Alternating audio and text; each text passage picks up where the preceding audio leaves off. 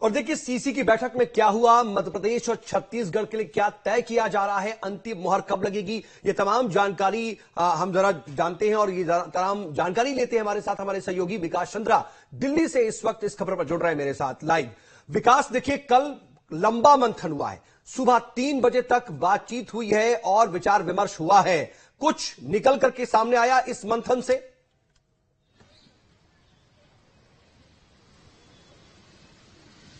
देखिए, कल केंद्रीय चुनाव समिति की बैठक थी और काफी लंबे समय तक चलती रही। पहले प्रधानमंत्री आवास पर बैठक हुई जिसमें जेपी नड्डा और गृह मंत्री बैठे रहे, फिर वहां 3 घंटे वहां बैठक चली। उसके बाद लगभग 11:15 बजे प्रधानमंत्री पहुंचे बीजेपी कार्यालय में और 3:15 बजे सुबह तक बैठक करते रहे। इसके पहले आप देखें तो राज्यों की कोर ग्रुप की अलग अलग बैठक हो चुकी थी, उसमें नामों पर मंथन, राजनीति पर मंथन हो चुका था और आज इस बात की पूरी संभावना है कि पहली सूची आज बीजेपी की तरफ से जारी कर दी जाए। हालांकि अभी तक नामों के ऊपर गोपनीयता बरती गई है बीजेपी की तरफ से और हमेशा बीजेपी बरतती है कि सूची आने के पहले वो गोपनीय रखे जाते हैं कि किनके नामों पर मुहर लगाई गई। लेकिन जो जानकारी मिल रही है कि मध्य प्रदेश की अगर बात करें तो 30% से 40% लोगों के टिकट कट सकते हैं, क्योंकि बहुत सारे विधायक माफ करें सांसद ऐसे थे जिन्हें विधानसभा चुनाव लड़ा गया था। बहुत सारे सांसद ऐसे हैं जिनकी सीटें बदली जा रही हैं कि उनको दूसरे लोकसभा क्षेत्र से उतारा जाएगा। तो एक बहुत बड़े पैमाने पर रद्दोबदल देखने को मिल सकता है मध्य प्रदेश और छत्तीसगढ़ दोनों में, क्योंकि बीजेपी के लिए जो मध्य प्रदेश है या छत्तीसगढ़ है, चाहे उत्तर प्रदेश हो, राजस्थान हो, हिमाचल प्रदेश हो, ये बीजेपी अपना गढ़ मान के चलती है और यहाँ बिल्कुल नुकसान उठाने के किसी भी मूड में बीजेपी नहीं है। यही वजह है कि फूक फूक कर कदम उठा रही है प्रत्याशियों के नाम को तय करने में और उन्हीं नामों पर मुहर सीएसी की बैठक में लगाई गई जो जिताऊ नाम है। जो जानकारी है उसके मुताबिक जो कल की बैठक में लगभग 155 नामों को तय कर दिया गया। आज हो सकता है कि 100 से 155 के बीच में उम्मीदवारों के नाम का ऐलान कर दिया जाए, जिसमें बड़े चेहरे भी शामिल हो सकते हैं, यानी वो चेहरे जो निर्विवाद हैं, यानी जिनके चुनाव लड़ने पर कोई संशय नहीं है, लोकसभा क्षेत्र पर कोई संशय नहीं है, तो उन लोगों के नाम भी शामिल हो सकते हैं। डी श्रेणी की सीटें भी शामिल हो सकती हैं, डी श्रेणी और सी श्रेणी दोनों कि वो सीटें हैं जहां बीजेपी 2014 और 2019 में चुनाव हार चुकी है, तो वहां प्रत्याशियों के नाम का ऐलान कर देगी, ताकि पार्टी और प्रत्याशी दोनों को प्रचार अभियान चलाने का लंबा समय मिल सके। और मध्य प्रदेश में चूंकि बीजेपी काफी सतर्क है, छत्तीसगढ़ में काफी सतर्क है कि वहां कोई गलती न हो, इसलिए काफी देर तक मंथन इन दोनों राज्यों पर हुआ और तमाम सारी बातें सामने निकल कर आ रही हैं। शिवराज सिंह चौहान की अगर बात कर लें तो जो जानकारी मिली सूत्रों के मुताबिक कि उन्हें भोपाल का सीट ऑफर किया गया, लेकिन शिवराज सिंह चौहान ने साफ कह दिया कि वो विदिशा से चुनाव लड़ने के मूड में है, इसके पक्ष में है कि उन्हें विदिशा से टिकट दी जाए।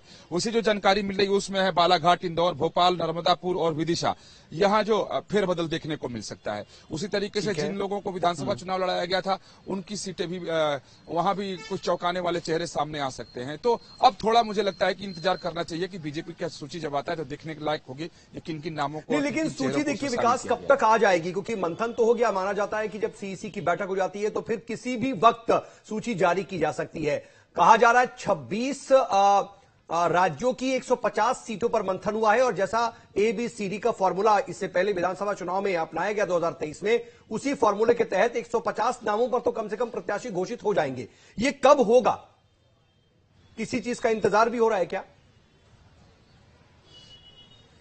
ये देखिए 26 राज्यों के जो कोर ग्रुप की बैठक हो चुकी है। कल 18 राज्य और 3 केंद्र शासित प्रदेशों के प्रत्याशियों के नामों पर चर्चा हुई और जो है उसमें से 155 सीट की बात आ रही है और बहुत सारे सीट जो है अभी लंबित है। जैसे उत्तर प्रदेश का उदाहरण ले लें तो वहां 20 सीट अभी लंबित है, मध्य प्रदेश में कोई सीट लंबित नहीं है, छत्तीसगढ़ में कोई सीट लंबित नहीं है। सारे सीटों पर चर्चा पूरी हो चुकी है, मुहर लगाई जा चुकी है, नाम तय किए जा चुके हैं। अब किसी भी वक्त बीजेपी ऐलान कर सकती है, या तो प्रेस कॉन्फ्रेंस के जरिए, चूंकि पहली प्रेस सूची होगी तो हो सकता है कि बीजेपी बजाबता प्रेस वार्ता करके सूची सामने रखे, नहीं तो जो हर बार बीजेपी करती है कि नाम को जारी कर देती है और हम लोगों के पास तक पहुंच जाता है। हालांकि अभी बीजेपी में 1 बजे एक प्रेस वार्ता रखी गई है केंद्रीय मंत्री राजीव चंद्रशेखर की, तो शायद उसमें हो जाए, लेकिन थोड़ी संभावना कम दिख रही है। लेकिन शाम तक इस बात की पूरी संभावना है कि बीजेपी की पहली सूची सामने आ जाएगी। ठीक है, लेकिन अगर हम मध्य प्रदेश और छत्तीसगढ़ की बात कर रहे हैं जब विकास, तो मध्य प्रदेश में सूची पर मंथन हुआ है, एक पैनल तैयार था, उसमें कैलाश विजयवर्गीय भी थे, उसके अलावा शिवराज सिंह चौहान का नाम था, ज्योतिरादित्य सिंधिया, फिर नरोत्तम मिश्रा। लेकिन नरोत्तम मिश्रा तो देखिए अपना विधानसभा का चुनाव हार गए थे, तो क्या उन्हें लोकसभा में मैदान में उतारा जा सकता है? उसके अलावा क्या शिवराज सिंह चौहान जो कह रहे थे कि मैं दिल्ली नहीं जाऊंगा, क्या उन्हें मनाया जा चुका है? इस तरह की कुछ खबरें मिल रही है क्या?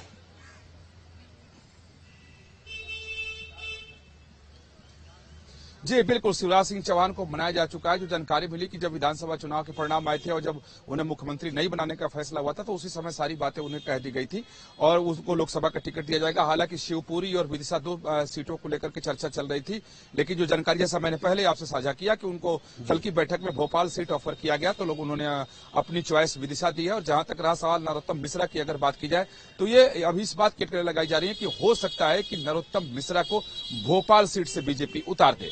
तो इस तरीके की भी चर्चाएं चल रही है और नरोत्तम मिश्रा को भी बीजेपी के पैनल में उनका भी नाम है, स्टेट लिस्ट में उनका नाम है और कल जब चर्चा हुई है तो उस लिस्ट में भी उनका नाम है। ठीक है, लेकिन जो सीसी की बैठक हुई है, अभी तक जो जानकारी देखिए विकास आप भी दे रहे हैं कि एक ही सीट पर कई दो दावेदार हैं। उन्हीं दावेदारों पर अभी तक निकल करके खबरें आ रही हैं कि दावेदारों पर मंथन हुआ है। कौन आगे निकला? क्योंकि देखिए ग्वालियर में कहा जा रहा है कि ज्योतिराज सिंधिया भी है तो नरोत्तम मिश्रा भी है, फिर कहा जा रहा है कि नहीं वो कहीं और जा सकते हैं। तो शिवराज सिंह चौहान विदिशा से लड़ना चाहते थे लेकिन पार्टी भोपाल से लड़ाना चाहती है। तो कुछ तय हो गया है क्या? क्योंकि जाहिर सी बात है सीसी में तो फाइनल हो गया होगा, पैनल अब नहीं रहा होगा, बल्कि हर एक सीट पर नाम भी फाइनल हो चुका होगा।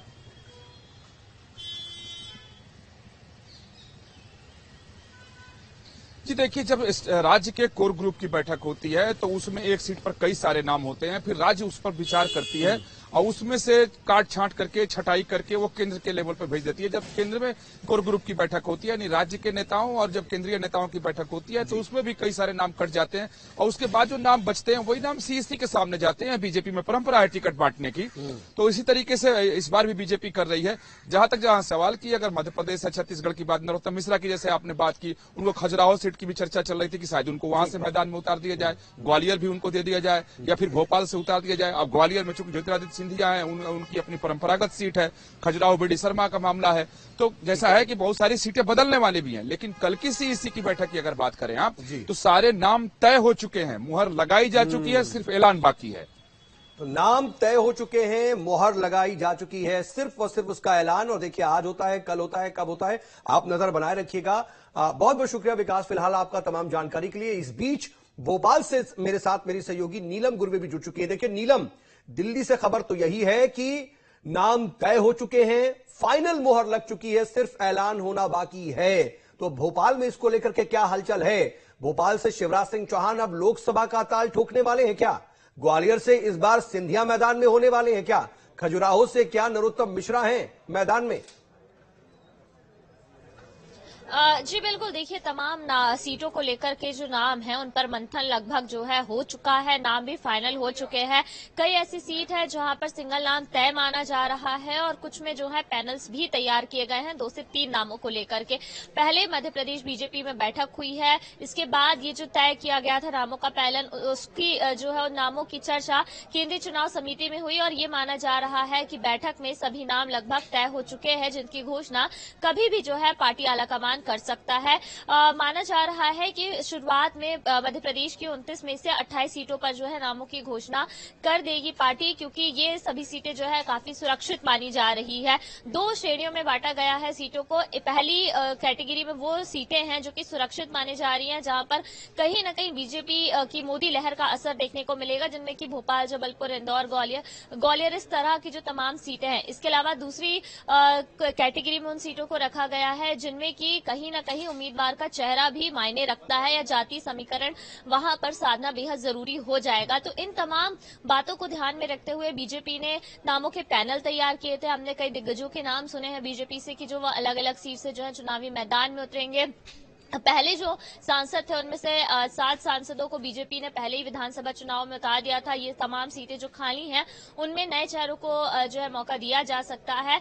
हालांकि ये सभी जितने नाम हम सुन रहे, चाहे हम बात करें नरोत्तम मिश्रा की, पूर्व मुख्यमंत्री शिवराज सिंह चौहान की, ज्योतिरादित्य सिंधिया की, तो ये काफी सुरक्षित नाम भी माने जाते हैं। इनका अगर हम बात करें ऑरा की तो काफी ज्यादा इनका जो है ऑरा है, जनता के बीच में ये नाम काफी ज्यादा लोकप्रिय है और इन तमाम बातों को भुनाने की कोशिश जो है पार्टी लोकसभा चुनाव में जाहिर तौर पर करेगी। पर ये देखना होगा कि जिस तरह से विधानसभा चुनाव में उम्मीदवारों के जो नाम सामने आए थे उसने सभी को चौंका दिया। तो क्या लोकसभा चुनाव में भी इस तरह का कोई फॉर्मूला पार्टी अपना सकती है या फिर सुरक्षित मानते हुए जो है प्रत्याशियों के नाम की घोषणा करती है अलग अलग सीटों पर? जी ठीक है, तो अब देखना होगा। बस देखिए कई लोगों के चेहरे मुरझा भी सकते हैं नीलम, बातें यही आ रही हैं, क्योंकि कोर ग्रुप की जब बैठक हुई थी तो उस बैठक में कई सांसदों के परफॉर्मेंस खराब भी नजर आए थे और माना जा रहा है कि आधा दर्जन से ज्यादा जो टिकट है वो कट सकते हैं, कई जगहों पर फिर बदल हो सकता है। ये तमाम स्थिति है। अब देखना होगा कि फाइनल जो लिस्ट आती है या फिर मोहर जब लगती है तो क्या होता है। आप नजर बनाए रखिएगा, आगे भी आपसे अपडेट के लिए जोड़ेंगे। फिलहाल के लिए बहुत शुक्रिया आपका नीलम। बढ़ते आगे और